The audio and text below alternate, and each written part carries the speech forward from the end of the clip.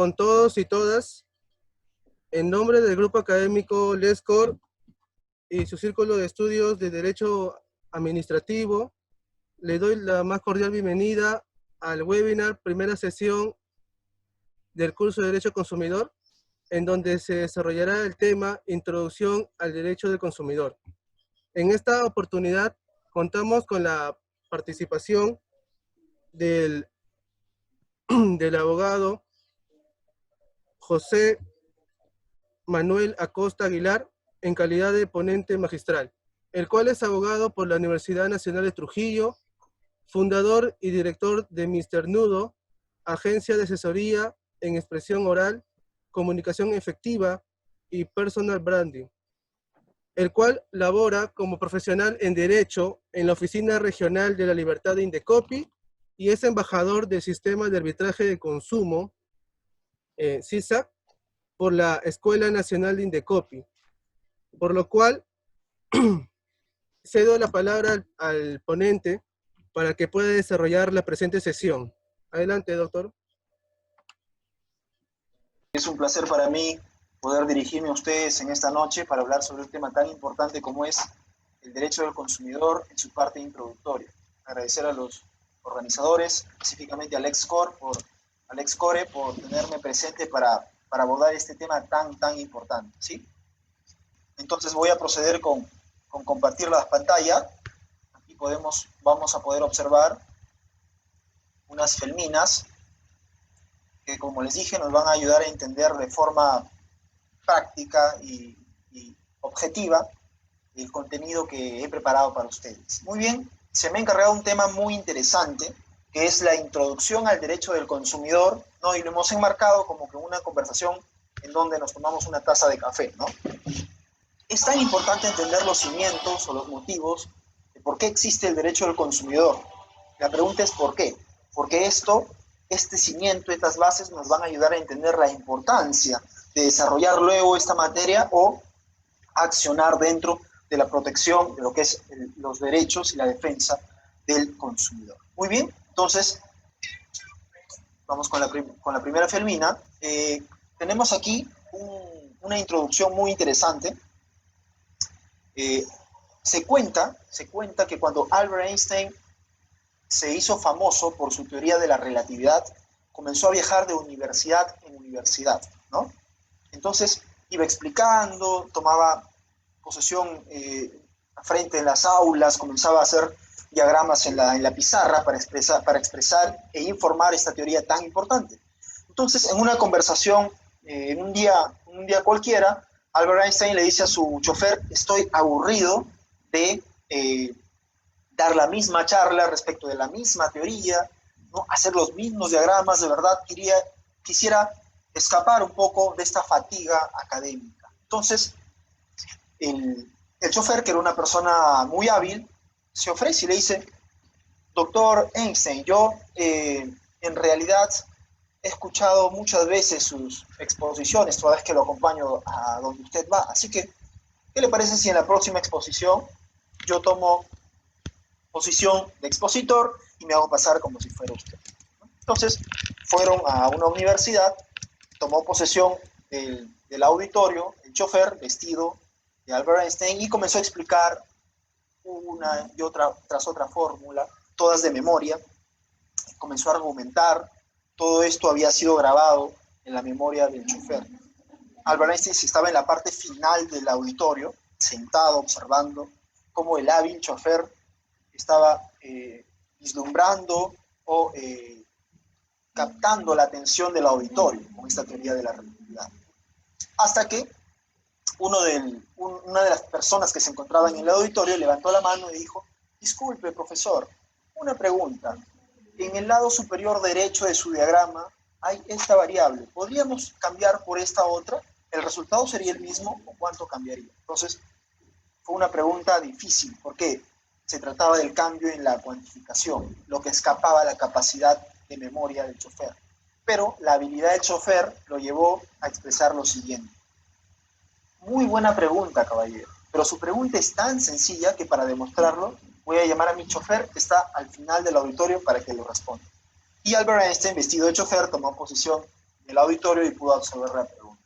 Entonces, la conclusión o la moraleja de este mito, de esta historia o esta casi leyenda, es que el derecho está estrictamente relacionado con los otros aspectos y conocimientos sociales.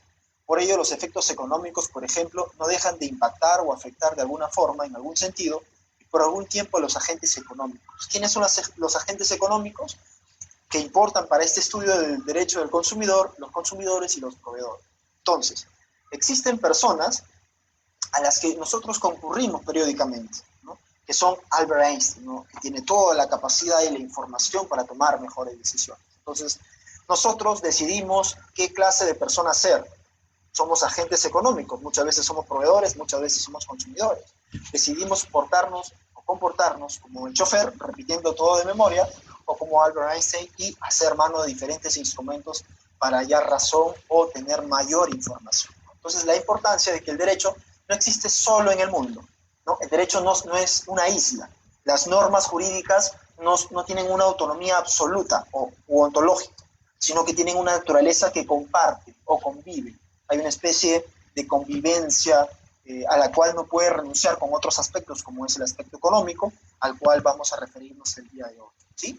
Muy bien, entonces tenemos nuestro primer apartado, derecho civil y las nuevas necesidades de consumo.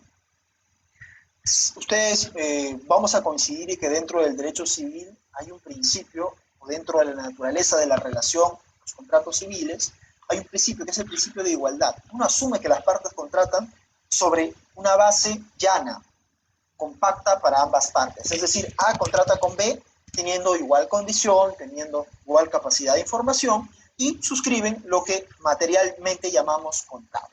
¿Qué hace el contrato? Concentra o congrega el pacto expreso entre las partes y que debe ser de primera mano obedecido o cumplido, si no ya las partes pueden ir a instancias, por ejemplo, jurisdiccionales. Muy bien, esa es la realidad que tenemos en cuanto al mundo del derecho civil, la igualdad entre las partes, ¿no? Pero ¿qué pasó en el mundo? En el mundo apareció una realidad nueva, ¿no? O más bien descubrimos una realidad nueva. Una realidad donde el suelo no estaba plano, no estaba llano, sino había una disparidad.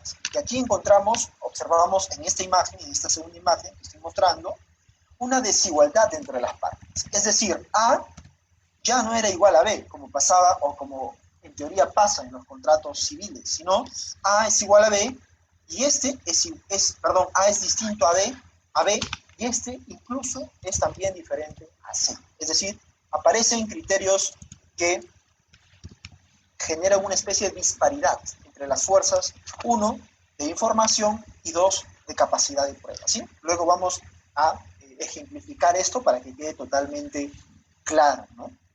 Muy bien, entonces, frente a la realidad, en teoría de igualdad total de relación civil, aparece una realidad un poco diferente. El consumidor tiene muy poca información cuando contrata algo y el proveedor tiene mucha información porque se dedica a eso y tiene mucha capacidad de prueba, tiene todos los instrumentos para acreditar, por ejemplo, si es que cumplió con su obligación de forma idónea o no. Entonces hay una disparidad ahí, ¿no? Entonces, seguimos con la siguiente felmina. Para entender esta disparidad de forma correcta o adecuada, es muy importante que concurramos a lo que llamo la línea de producción, ¿sí? Es un ejemplo muy gráfico. Aquí, en este ejemplo, que les voy a pedir por favor observen la diapositiva, en este ejemplo vamos a explicar el círculo de producción de un instrumento que todos utilizamos o hemos utilizado alguna vez en nuestra vida.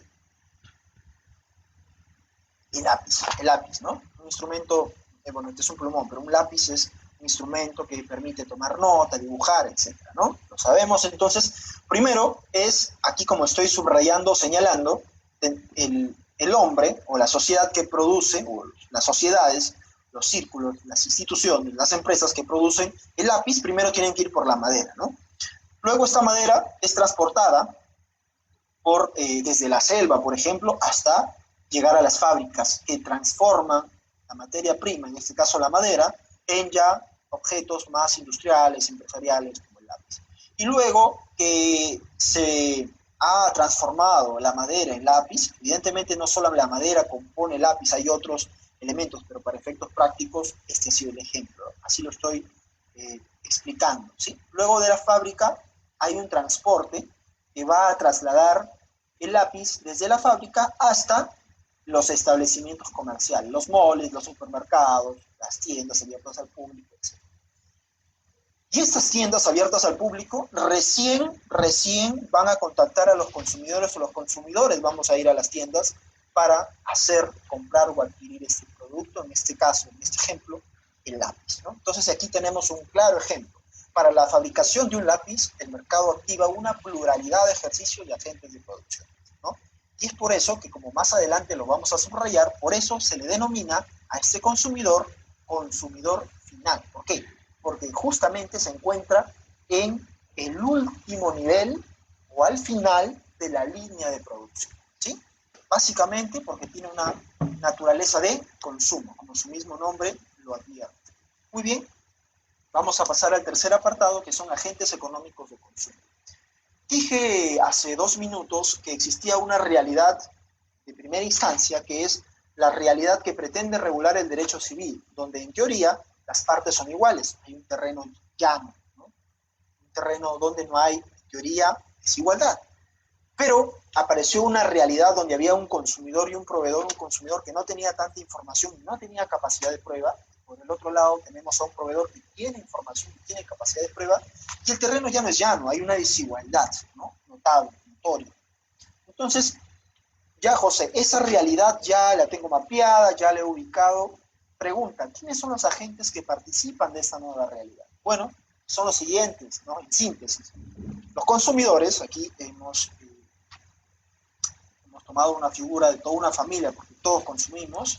Los proveedores, que están aquí al frente, que como ven tienen usualmente mucha información y mucha experiencia en el mercado, y el Estado como el ente que pretende regular para bien la relación de consumo que existe entre el consumidor y el proveedor, a través, por ejemplo, del ejercicio que hacen en las instituciones reguladoras o que administran justicia de consumo a través de los PAS, procedimiento administrativo sancionador.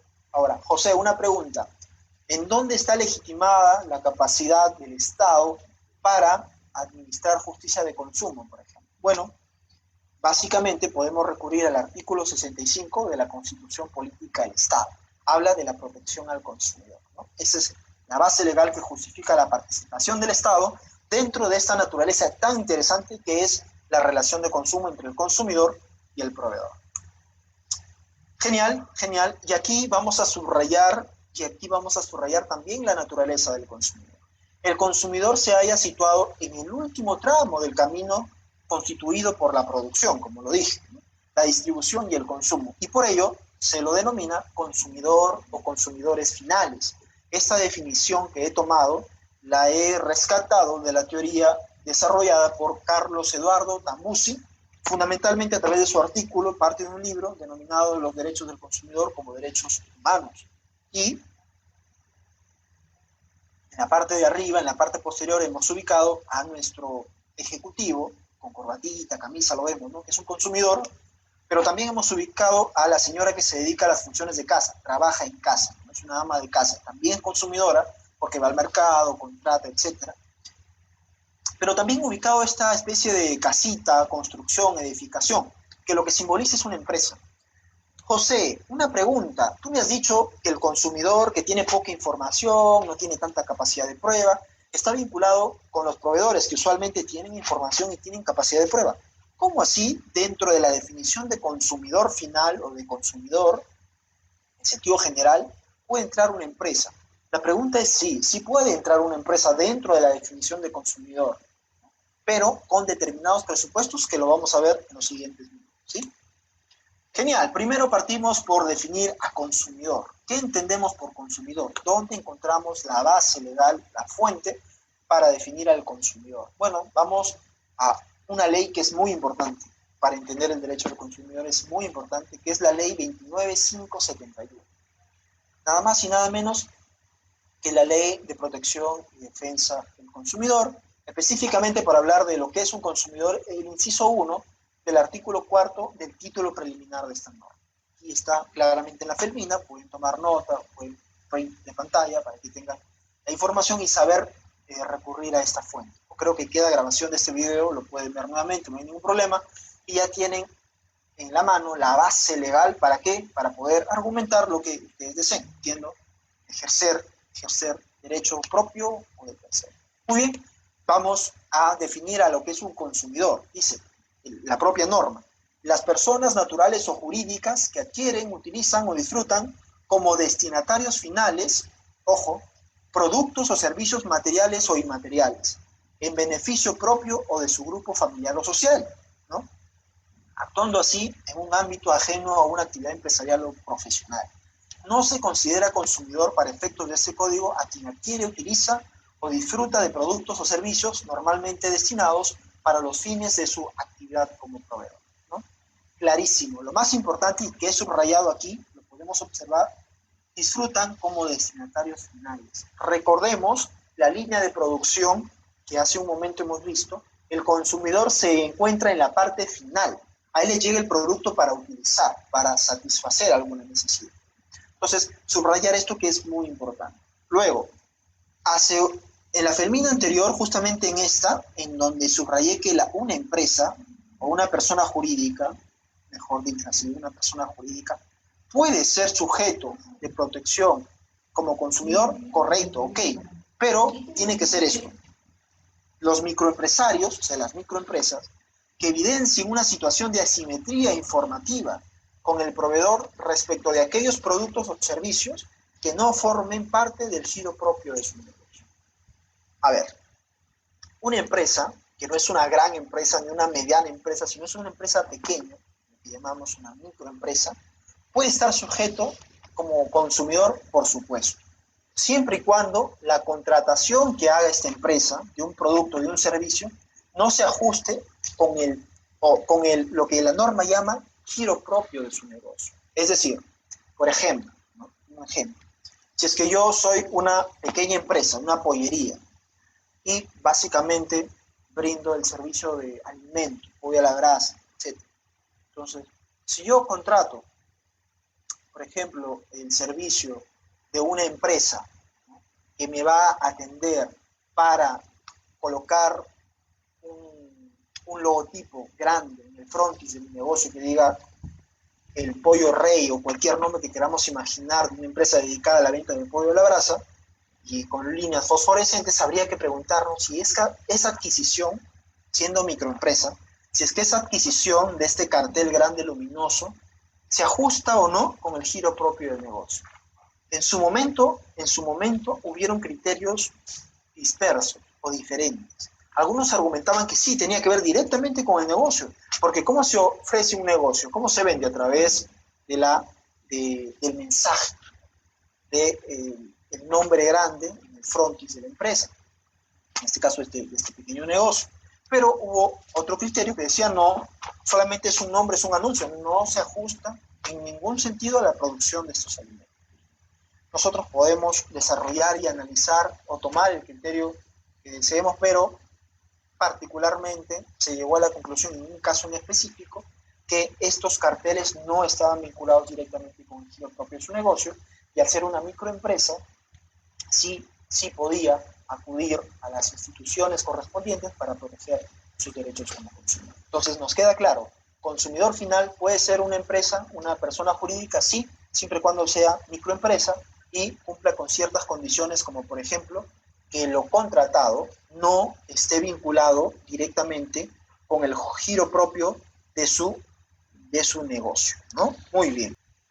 Del consumidor, la definición que nos da el Código de Protección y Defensa del Consumidor, hay que concurrir a esa norma siempre, porque esa norma va a regular todo lo concerniente a lo que es derecho del consumidor. Básicamente, inciso 1 del artículo 4 del título preliminar de esta norma, ¿no? Aquí están las definiciones, ustedes ya se ha explicado. Dijimos que una persona, bueno, volvamos, aquí tenemos al consumidor protegido por el derecho del consumidor. Puede ser un ejecutivo, puede ser una empresa profesional, puede ser una señora ama de casa, puede ser un trabajador, etcétera, pero también puede ser una persona jurídica, siempre y cuando, como dice la propia norma, sea una microempresa. y lo contratado, ya sea producto o un servicio, no esté vinculado con el giro propio de su negocio. En el caso de la pollería, que contrata un cartel grande, solo para poner su nombre, no es, o no se ajusta, no se ajustaría con el giro propio de su negocio, que es la venta del alimento del poder abrazo, ¿no? Pero ojo, ojo al detalle, el último parágrafo de esta norma. En caso de dudas sobre el destino final de determinado producto o servicio, se califica como consumidor a quien lo adquiere, usa o disfruta. Cuando hay una controversia, una incertidumbre respecto de si alguien es consumidor final o no, lo que se hace es ver si es que se le ha atribuido o no, si es que le ha producido algún efecto directo este producto o este servicio. Es decir, si es que realmente ha sido consumidor y se ha afectado con este servicio que ha contratado, con el producto que ha adquirido. Muy bien, seguimos con las definiciones tan importantes para entender el propio derecho del consumidor. Tenemos ahora, ya superado al consumidor, la definición de lo que es un proveedor. José, ¿la base legal cuál es? La misma. Vamos al Código de Protección y Defensa del Consumidor, pero ahora vamos a ir al artículo 2, perdón, al inciso 2 del artículo 4 del título preliminar. Es la misma norma, ¿no? Solamente que vamos un poco hacia abajo y empezamos a descubrir otra definición, que es el proveedor. Muy importante. ¿Quiénes son proveedores en el mercado, ¿no? Esta segunda parte de la relación de consumo tan importante. Las personas naturales o jurídicas, es decir, un proveedor puede ser una persona, Juan Pérez, como una empresa, Pérez SAC, ¿no? Los dos pueden ser proveedores. De derecho público o privado, que de manera habitual fabrican, elaboran, manipulan, acondicionan, mezclan, envasan, almacenan, preparan, expenden, suministran productos o prestan servicios de cualquier naturaleza a los consumidores. Imagínese usted cuán amplia es la definición de un proveedor. Un variopinto y plural número de conceptos que definen a un consumidor, ¿no? Entonces, vemos ahí que muchas de las personas que ofrecen sus productos o servicios en el mercado, si no todos, califican como proveedores. En forma enunciativa y no limitativa se considera proveedores A, y aquí la norma nos establece una enumeración, que como dice, que es enunciativa, no es limitativa. No solamente estos serían los proveedores en el mercado, sino que habría que ir analizando de caso en caso. 1. Distribuidores o comerciantes. 2. Productores o fabricantes. 3. Importadores. Y 4. Prestadores de servicios. Vamos a especificar ahora mismo a qué nos referimos con cada uno de ellos, ¿sí? Distribuidores o comerciantes. Por ejemplo, una empresa que se dedica a vender productos en determinado lugar, por ejemplo, un mall se dedica a administra sus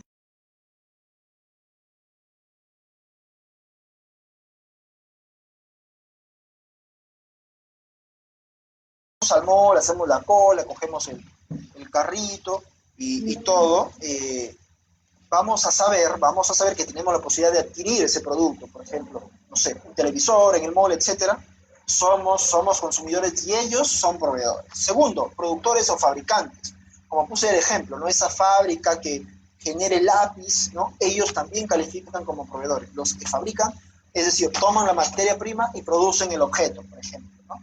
Los importadores, hay importadores que se dedican, ¿qué es un importador? Es una persona natural o jurídica, totalmente jurídica, que trae un producto, por ejemplo, del extranjero y lo pone en nuestro mercado, obteniendo una ganancia de esa acción comercial o mercantil, ¿no? Entonces tenemos, por ejemplo, los importadores de vehículos y los prestadores de servicios. Prestador de servicio, por ejemplo, es un profesional, es una institución vinculada con el arte o la danza, que justamente los contratos para que vayan a un evento y desarrollen toda su capacidad artística, danza, etc. Entonces, tenemos ahí los 4 conceptos de proveedores que la norma prescribe o regula, ¿no?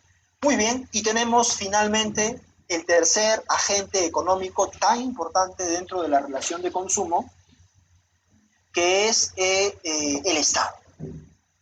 El Estado. Bueno, como dije hace un momento, hace algunos minutos, el Estado es el ente social que pretende regular para hallar justicia de consumo esta relación entre el consumidor y el proveedor. ¿Qué norma justifica su accionar? Básicamente el artículo 65 de la Constitución Política del Estado, cuando habla de la protección del consumidor, ¿no? La protección del consumidor y básicamente prescribe lo siguiente. El Estado defiende el interés de los consumidores y usuarios. Para tal efecto, garantiza el derecho a la información sobre los bienes y servicios que se encuentren a su disposición en el mercado. Asimismo, vela en particular por la salud y la seguridad de la población. Esta es la norma constitucional que justifica la intervención del Estado en esta relación tan interesante entre el consumidor y el proveedor. Muy bien, ya tenemos claro quiénes son los agentes que participan en la relación de consumo. Ya sabemos que es el consumidor, tenemos al proveedor y tenemos como tercer agente, importante también, el Estado, ¿no? Muy bien. Ahora, la pregunta es, José, una consulta. Los agentes de consumo, como el consumidor y el proveedor específicamente, actúan de forma independiente, están aislados en el mercado, no se los afecta con nada, no son parte de la sociedad. Pues no, sí son parte de la sociedad y eso lo sabemos bastante bien. Y es por eso que aquí, por ejemplo, INEI nos arroja una información tan importante de cuál es la afectación que podrían tener los consumidores o que tienen los consumidores respecto de la variación del precio en los productos y servicios. Muy bien, leemos acá. El consumidor es un agente económico, se impacta o afecta cuando hay cambios en el mercado. Dice, acá hay un índice muy interesante. Índice de precios al consumidor a nivel nacional.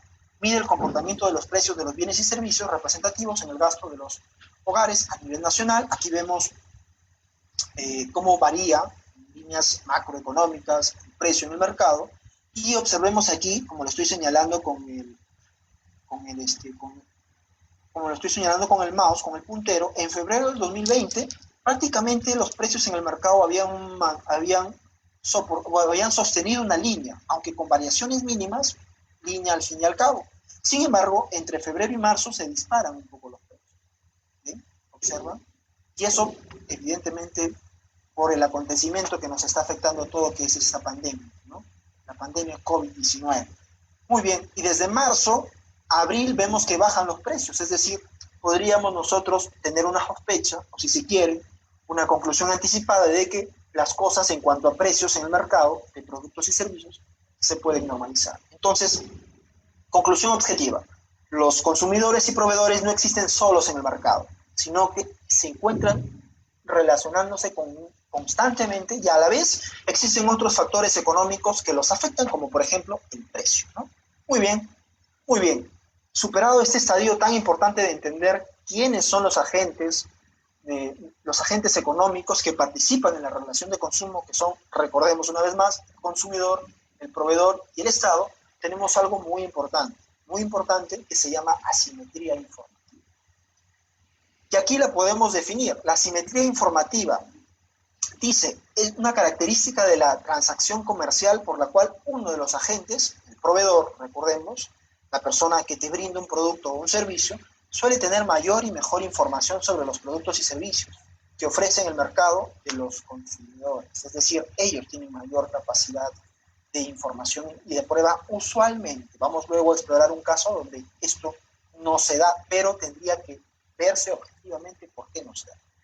José, ¿dónde encuentro la base legal de esto que denominas asimetría informativa? Pues vamos al inciso 3 del artículo 4 del título preliminar de la misma norma que ya cité, el Código de Protección y Defensa del Consumidor, ley número 29571. Muy bien, sabemos que esa asimetría informativa, esa disparidad en información. El consumidor no tiene tanta información y el proveedor sí que la tiene, ¿no? Porque se dedica a eso eventualmente por años. Luego vamos al marco normativo. ¿Cuál es el marco normativo, José, que regula, alimenta o pretende dedicarse a la protección del consumidor o a regular las relaciones de consumo? Tenemos muchas fuentes, desde internacionales hasta nacionales, en normativa interna. Tenemos tratados internacionales que están vinculados directamente con la protección al consumidor. Tenemos la participación del Mercosur también, que en su momento intentó unir a los miembros de Mercosur para tratar de tener una sola idea de lo que era protección al consumidor, y tenemos el derecho interno. Lo que nos conviene, para efectos prácticos, es hablar fundamentalmente del derecho interno, que es lo que nosotros directamente podemos aplicar, ya sea para defender el derecho propio o el de un tercero cuando vamos a ejercer la defensa, ¿no?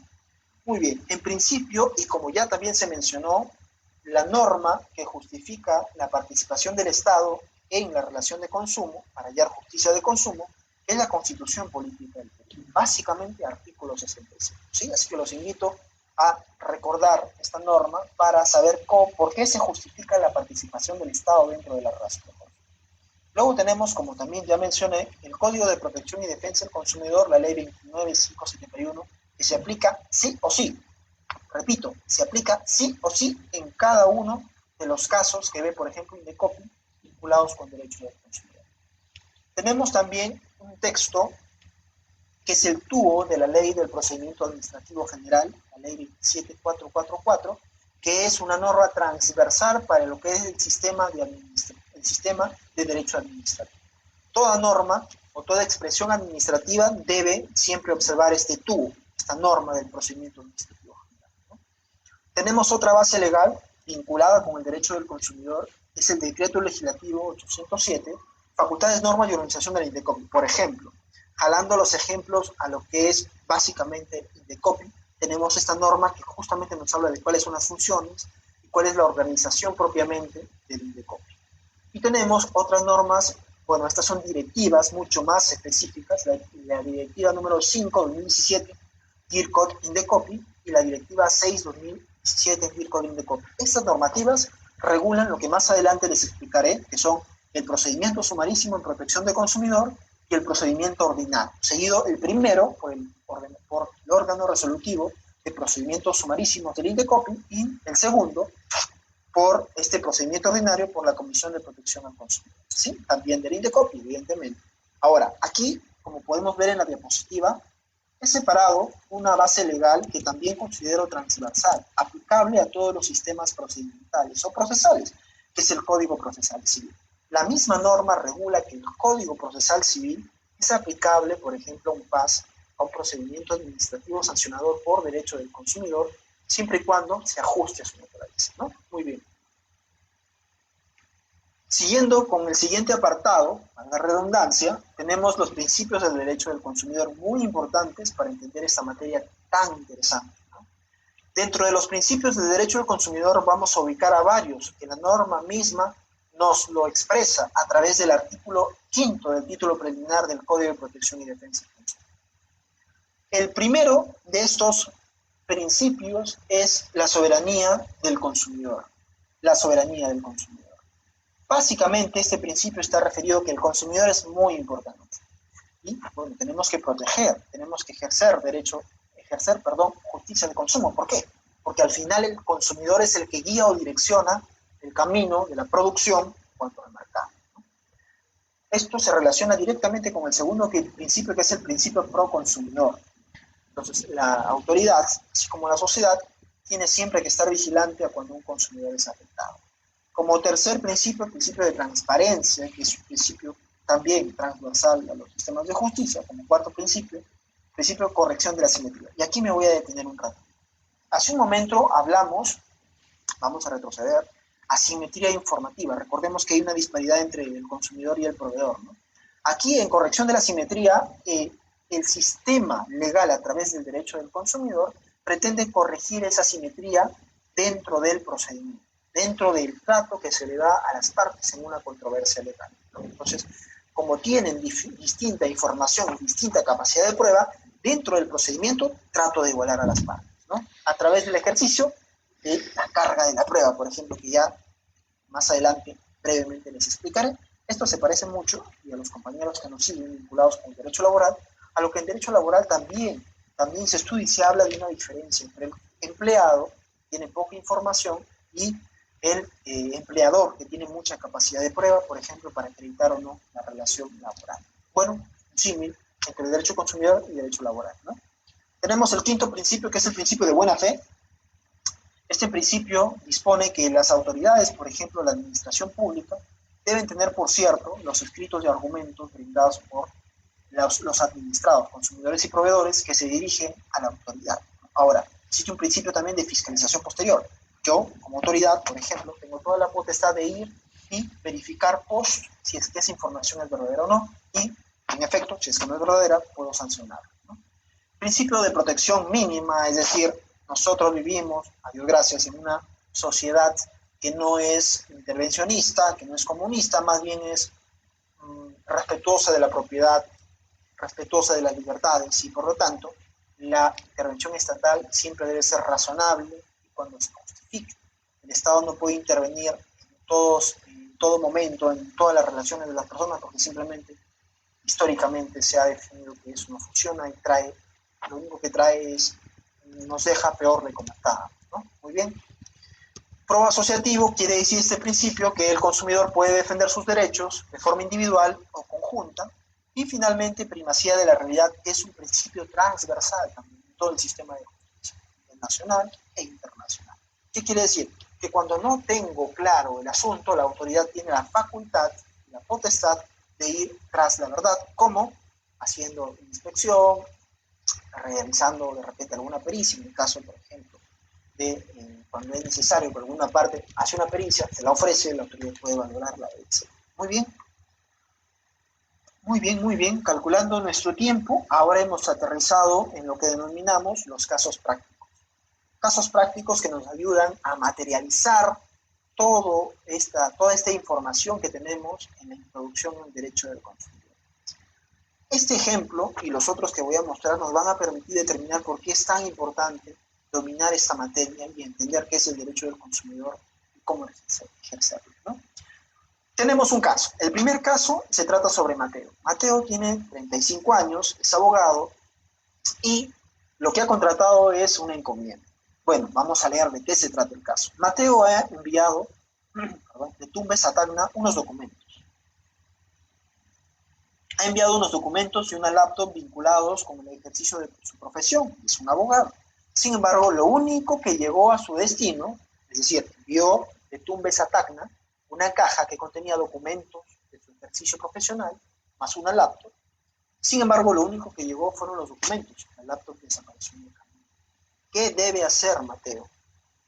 Primero, y este es un tip, ¿no? Más que un tip, es información, producto del análisis que se ha realizado. Yo recomiendo siempre 3 pasos cuando el consumidor va al mercado o cuando incluso se siente afectado respecto de un defecto en un producto o una irregularidad en un servicio. Primero, buscar información. Segundo, hacer un análisis de idoneidad. Y tercero, tomar acción. Bueno, vamos a ello. Primero, la información. Mateo tuvo que haberse informado antes de contratar cuáles eran los antecedentes de esta empresa, cuál era su prestigio en el mercado, etc. Pudo haberlo hecho.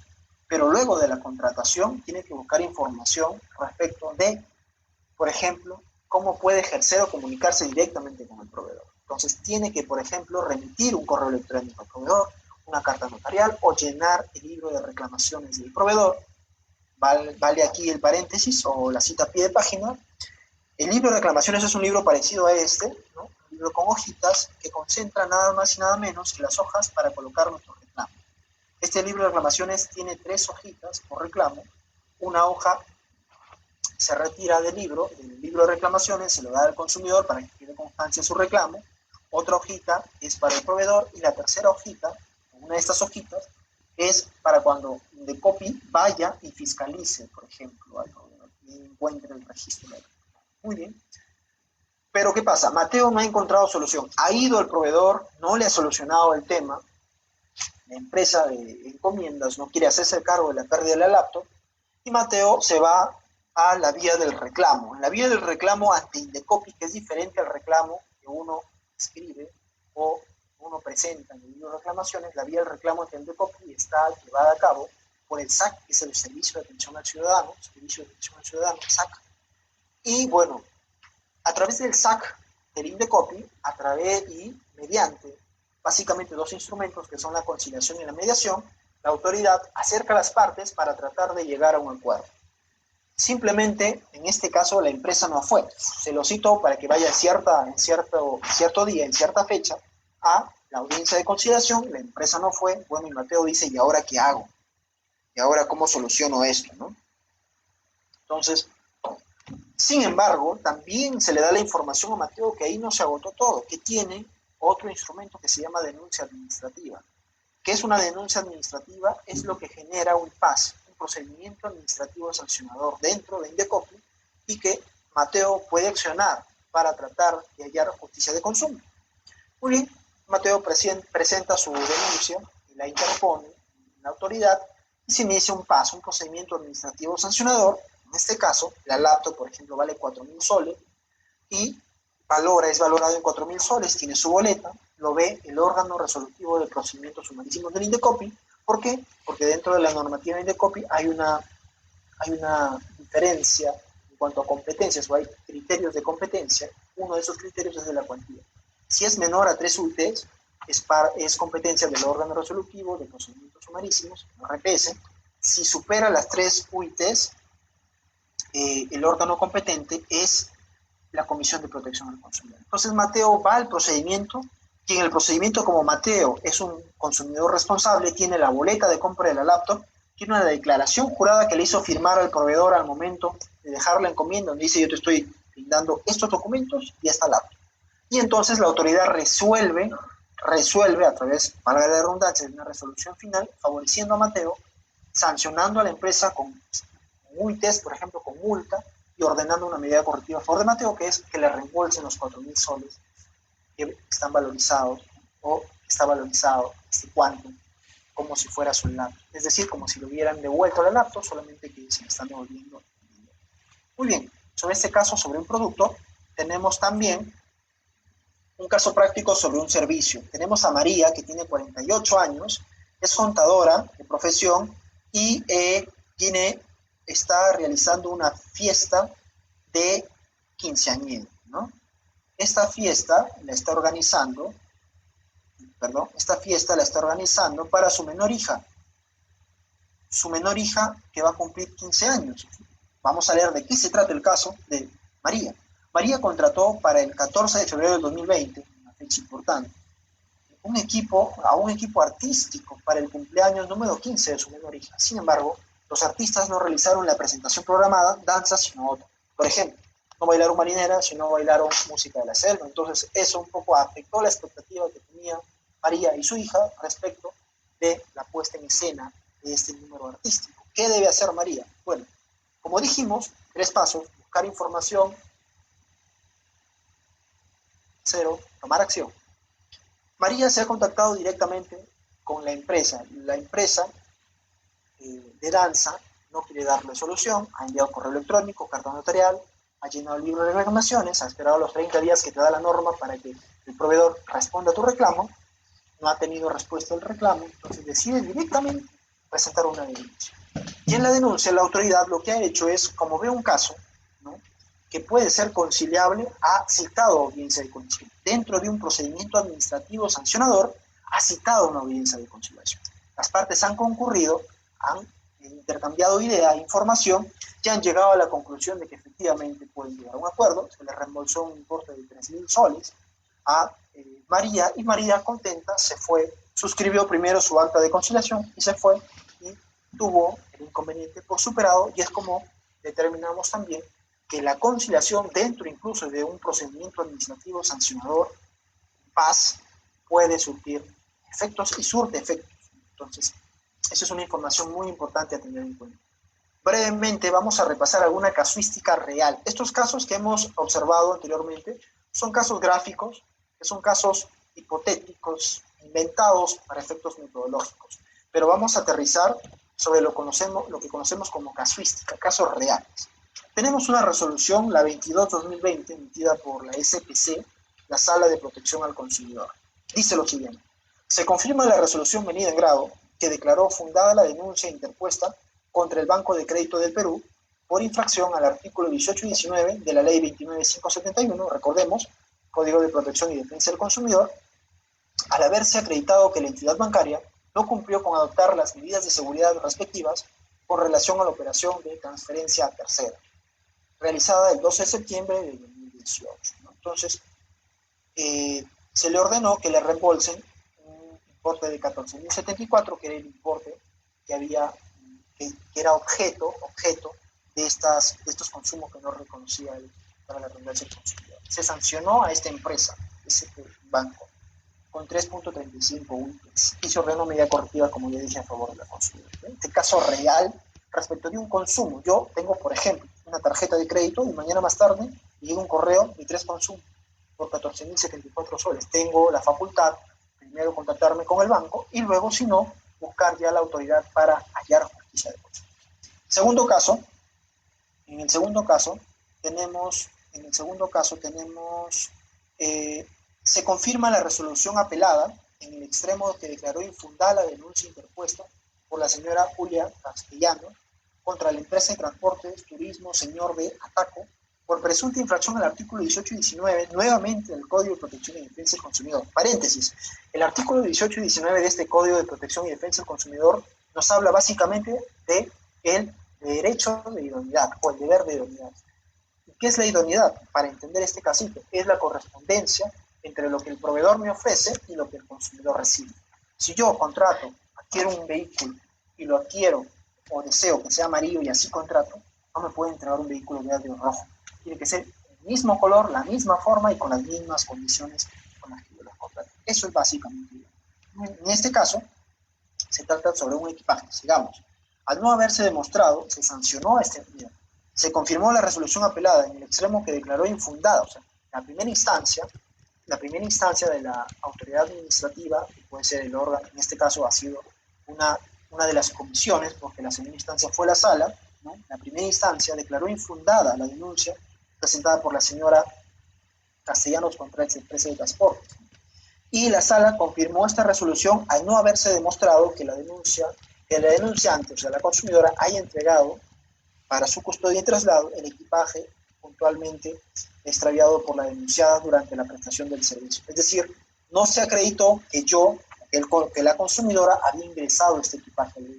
No había una constancia, no había una declaración jurada. Por eso es muy importante que nosotros, como nuestros asesorados, por ejemplo, si son abogados, en mi caso yo soy funcionario público, trabajo para Indecopi, tengamos siempre en cuenta, cuando nos pide información, por ejemplo, un usuario, decirle que tenemos que ser agentes de prueba, tanto consumidores como proveedores. Es decir, si voy a contratar algo, tener los documentos en mano.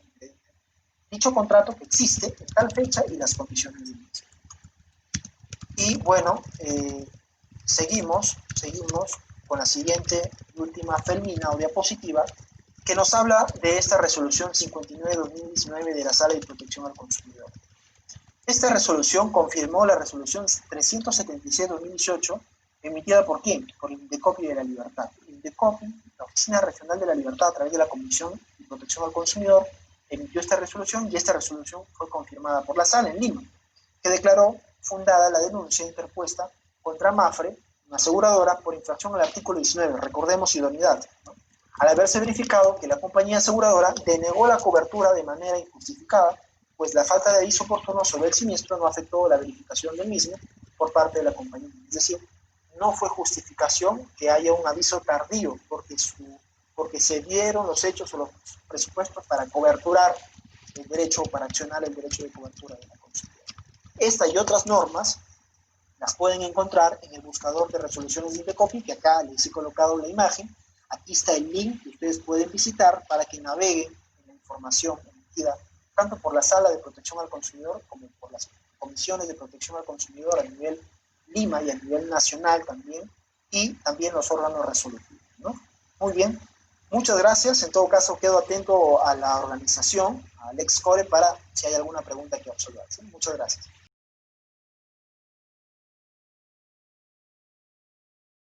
Bueno, doctor, en verdad agradecerle por la ponencia. La primera pregunta vendría a ser, igualmente de nuestro coordinador del Círculo de Estudios de Derecho Administrativo y Protección al Consumidor, ¿correcto? Se indica así: si en la audiencia de conciliación no se brinda en su totalidad la petición o solicitud del consumidor, ¿cuál es el siguiente paso a seguir? ¿Podría realizar una denuncia por ello? Ahí habría que analizar el hecho o el caso en específico, como por ejemplo, si es que ha sido o el consumidor ha concurrido a una audiencia de conciliación y ha llegado a un acuerdo, ha suscrito un acta de acuerdo conciliatorio, esta acta tiene naturaleza ejecutiva. ¿Qué quiere decir? Que allí está contemplada su voluntad. No podría, por ejemplo, decir mañana más tarde, bueno, yo firmé este acuerdo conciliatorio, pero me parece ahora que ya pasó el tiempo, me parece que ya no estoy de acuerdo. Entonces voy y presento una denuncia. Esta denuncia, si esté presentada, sería declarada improcedente, ¿no? Básicamente por falta de interés para orar, porque existiendo el derecho, siendo parte de una relación de consumo, ya fue superado el problema a través de un acuerdo conciliatorio. Eso en el primer escenario. En otro escenario, por ejemplo, si habiendo ido a una audiencia y solamente tiene tres controversias, A, B, C, pero solamente llegó a un acuerdo respecto de A y respecto a B, y se firmó un acuerdo conciliatorio parcial, este tercer punto, que sería el C, tranquilamente lo puede llevar a nivel de denuncia administrativa. Respecto de los dos anteriores, no, porque ya se solucionó el problema, ¿no? Correcto, doctor. También tenemos una segunda pregunta. Sí, se indica así. En cuanto a la primacía de la realidad, que vendría a ser un principio, ¿no? Las inspecciones que se dan que se dan de oficio, pero ¿qué pasa si se da una denuncia informativa maliciosa? ¿Qué actos legales podría tomar Indecop? Correcto. Las inspecciones son muy importantes porque, por ejemplo, a nivel de fiscalización permiten mejorar mucho los niveles del mercado y la capacidad del proveedor de brindar los servicios o los productos a los consumidores. Pero ¿qué pasa cuando hay una denuncia maliciosa, una denuncia que más allá de buscar justicia de consumo, pretende perjudicar de forma indebida, ¿no?, a un proveedor?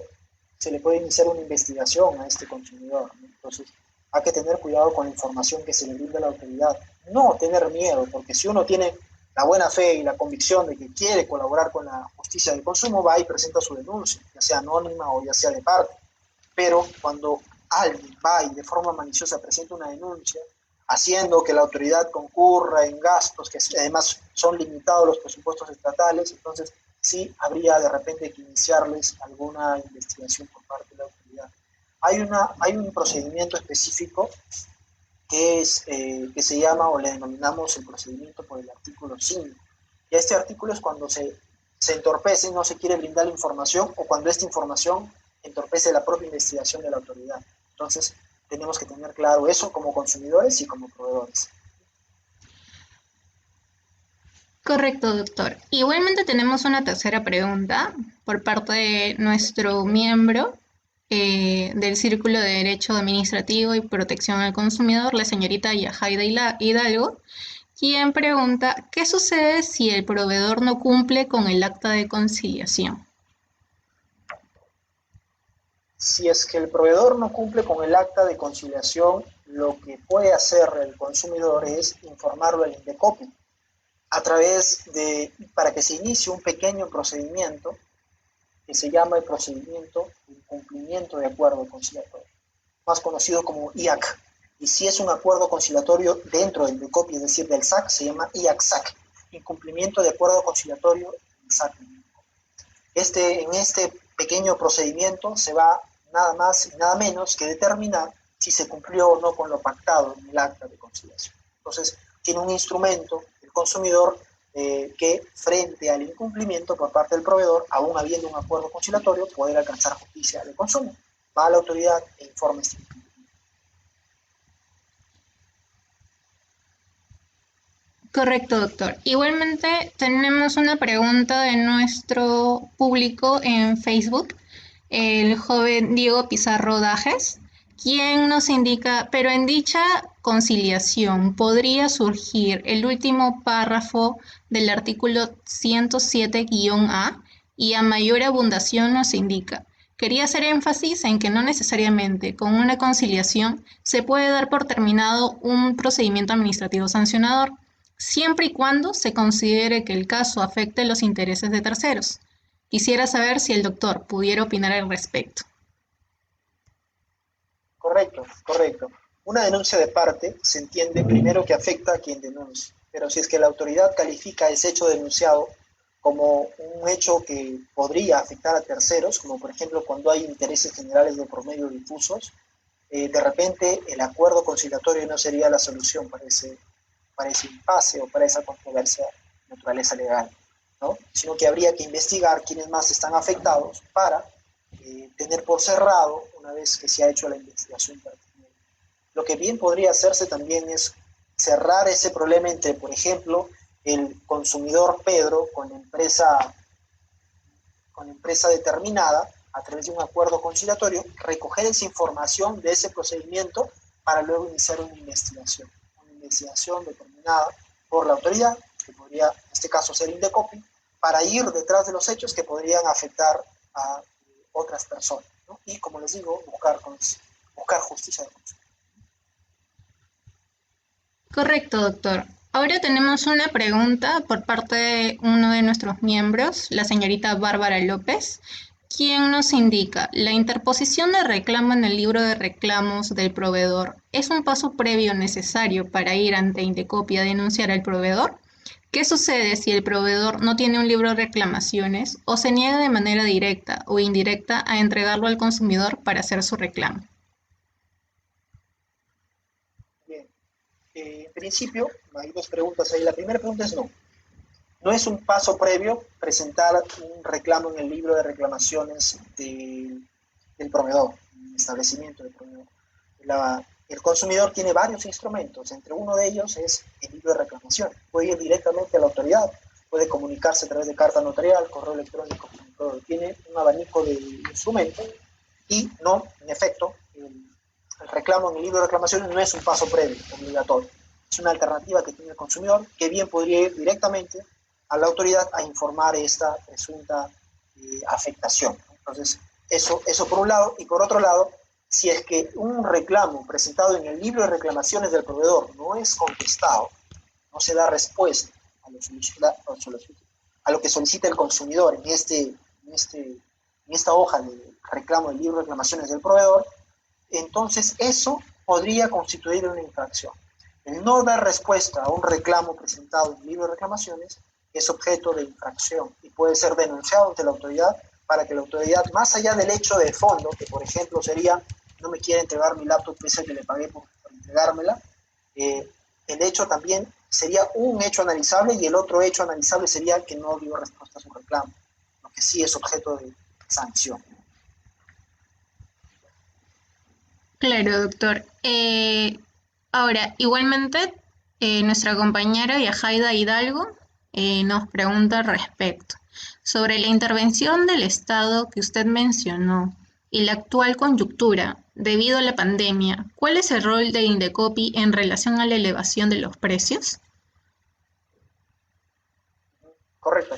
Es una pregunta muy interesante. Es una pregunta muy interesante y que habría que analizar varias cosas. En principio, decir que el control de precios en una economía social de mercado no está permitido. ¿Por qué? Y la respuesta es un poco, se puede decir, abundante o histórica.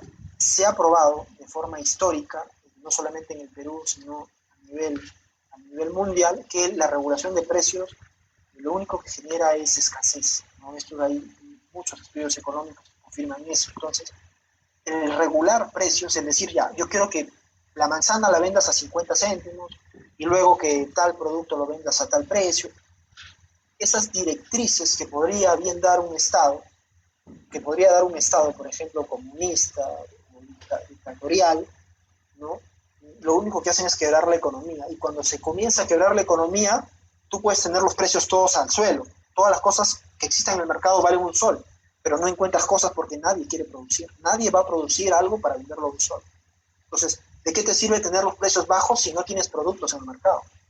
Generas crisis. Y más allá de ayudar a la gente que menos tiene, lo terminas perjudicando y perjudicando a todos, ¿no? Entonces, de forma histórica, sabemos que el control de precios no es una buena idea. Al margen de ello y de opiniones distintas, ¿cuál es el papel que juega Indecopi? Una de las definiciones de lo que es Indecopi es una agencia de competencia. ¿Qué es eso? Permite, a través de sus acciones, maximizar la circulación de la economía para beneficiar, entre otros, al propio consumidor. Entonces, no está dentro de la norma permitido controlar precios. Yo creo con buen criterio que estas son opiniones solo personales, no son institucionales en ningún sentido. Esta es una exposición a título personal, no a título de la institución en la cual trabajo. Así que yo creo que no es una buena idea controlar precios y que si hay un problema de precios, tendría que verlo, por ejemplo, el Ministerio Público, porque lo que sí está sancionado o es objeto de sanción penal es la especulación. Es decir, una cosa es empezar a regular precios y otra cosa es decir, ya mira, tú y yo vendemos manzanas en Trujillo, somos los únicos proveedores de manzanas, pero ahora mismo la manzana solamente como tú y yo vendemos, ¿sabes qué? No compitamos en el mercado. Como la manzana usualmente la vendemos a 50 céntimos la unidad, yo quiero venderla de ahora en adelante a 500 soles la unidad. Pactamos, hacemos un contrato un poco oscuro y no competimos, no vamos a competir en el mercado, sino que establecemos los precios así.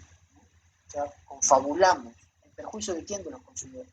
Eso sí es objeto de sanción, es objeto de multas, etcétera, incluso de responsabilidad penal. Entonces, yo creo que el Ministerio Público ahí tiene una importante labor para, sobre todo, evaluar el tema de la especulación de precios. No creo que Indecopi sea la institución, estoy convencido, para controlar precios. Y sinceramente, a título personal, no creo que sea una buena idea controlar precios. Lo que se tiene que hacer es buscar, de alguna forma, lanzar incentivos para que los proveedores actúen de forma más adecuada y no se disparen, por ejemplo, los precios, como por ejemplo abrir el mercado para que entren otros proveedores y la competencia sea más equitativa. ¿Sí? Correcto, doctor. Ya como última pregunta, y ya es una pregunta propia, quería consultarle respecto de los mecanismos que están implementando Indecopi, también vemos el que se da eh, donde se implementan unos árbitros, ¿verdad? El arbitraje de consumo.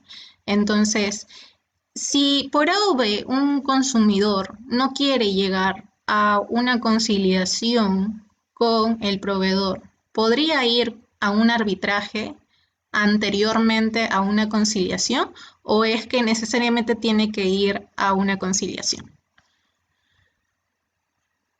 Bueno, muy buena pregunta, Marta. Gracias por ella. Sí, además del reclamo en la institución de Indecopi y además del PAS, el procedimiento administrativo sancionario iniciado por una denuncia de parte, por ejemplo, existe además lo que es el arbitraje de consumo. Sabemos que dentro del sistema de administración de justicia existen diferentes fuentes para nosotros alcanzar justicia. Existe el Poder Judicial, existe la administración, por ejemplo, Indecopi dentro de la administración pública, pero existe también otro instrumento que es un poco más reciente dentro de la historia de los instrumentos que tenemos o las instituciones que tenemos para hallar justicia, que es el arbitraje, ¿no? Entonces, el arbitraje dentro de Indecopi se hace denominar SISAC, Sistema de Arbitraje de Consumo, que está básicamente afianzado y publicitado por Indecopi Sede Central Lima, que es una alternativa al PAS, al procedimiento administrativo sancionador, sino que tiene diferentes presupuestos o condiciones. Por ejemplo, para activar un arbitraje de consumo, las dos partes tienen que estar de acuerdo a ir a un arbitraje. O sea, el arbitraje, su naturaleza general es que es un contrato de las partes para que un tercero, con solvencia moral, solvencia técnica, ¿no?, pueda dirimir o pueda resolver su caso. Entonces, las partes tienen que estar de acuerdo en concurrir al arbitraje. Si es que, por ejemplo, el consumidor está de acuerdo, pero el proveedor no está de acuerdo, no es posible el arbitraje. Entonces, una vez, en el caso que tú mencionas, el consumidor quiera ir a un arbitraje de consumo, lo que hace el Indecopi o propiamente el Tribunal de Consumo es remitir notificación al proveedor para que el proveedor vea si quiere o no quiere. Hay condiciones muy diversas en el arbitraje de consumo, como por ejemplo, y esta es una información muy importante, en el PAS, en el procedimiento administrativo sancionador denuncia, por derecho del consumidor, no están permitidas las indemnizaciones. Si tú denuncias ante la autoridad que no te entregaron tu laptop, no es posible que la autoridad concluya ordenándote una indemnización. Sí concurre indemnización y sí hay disposición de indemnización en un arbitraje de consumo, por ejemplo. Para iniciar un procedimiento administrativo sancionador tienes que pagar una tasa mínima de 36 soles. En el arbitraje de consumo no tienes que pagar ninguna tasa. Hay sus bemoles, hay sus cuestiones, ¿no?, que son importantes evaluar y que son específicas de naturaleza técnica. Tú decías, si es que voy a una audiencia de conciliación, ¿no?, y no se soluciona el problema, ¿puedo irlo a un arbitraje?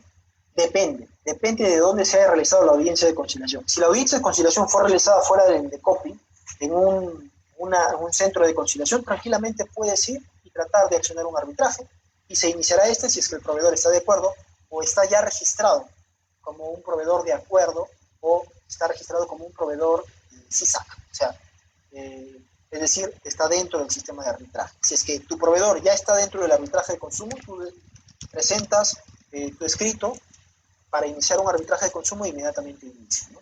Pero si tu proveedor no está registrado, tienes que invitarle una solicitud, si es que no acepta, simplemente no se inicia el arbitraje. Ahora, si es que la audiencia de conciliación se ha celebrado dentro del SAC, del COPI, por ejemplo, tú tranquilamente, si no se solucionó el problema, podrías desistirse de tu reclamo y luego tratar de iniciar un arbitraje. Ahora, si es que esta audiencia de conciliación es dentro de un PAS, un procedimiento administrativo sancionador, es un poquito difícil, si no decirlo imposible. ¿Por qué? Porque el PAS es una alternativa al arbitraje. Tú no puedes accionar las dos vías, ¿no? O una o la otra, ¿no? Esa es básicamente la respuesta. Muchas gracias, doctor, por su excelente respuesta, igualmente por su ponencia.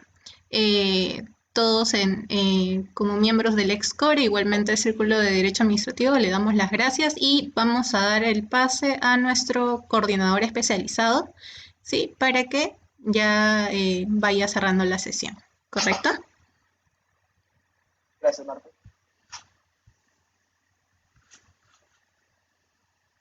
Bueno, doctor, muchas gracias por haber realizado, ¿no?, en nombre del Círculo de Estudios de Derecho Administrativo y Protección al Consumidor del Grupo Académico LEXCOR. Le agradecemos el haber participado el día de hoy en calidad de ponente de nuestra primera sesión, ¿no?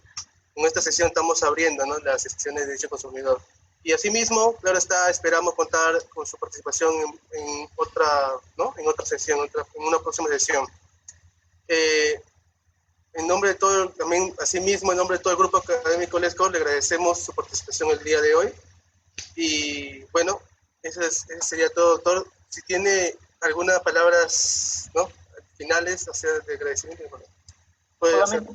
solamente para subrayar que bueno, a mí siempre me atraen estos espacios de academia y poder compartir información. Los felicito como LEXCORE y también los felicito al auditorio que está presente y que ha formulado sus preguntas, ¿no? Un abrazo para todos, fortaleza en estos momentos difíciles de pandemia, a los que han sido directamente afectados. Y bueno, hacia adelante nomás, que así se logran las cosas, ¿no? Seguir hacia adelante con fortaleza, siempre con la bendición de Dios, ¿no? Muy buenas noches. Les damos las gracias por su participación, ¿no? Y muchas gracias. Ese sería todo. Muchas gracias, doctor. Estamos viéndonos en una próxima sesión.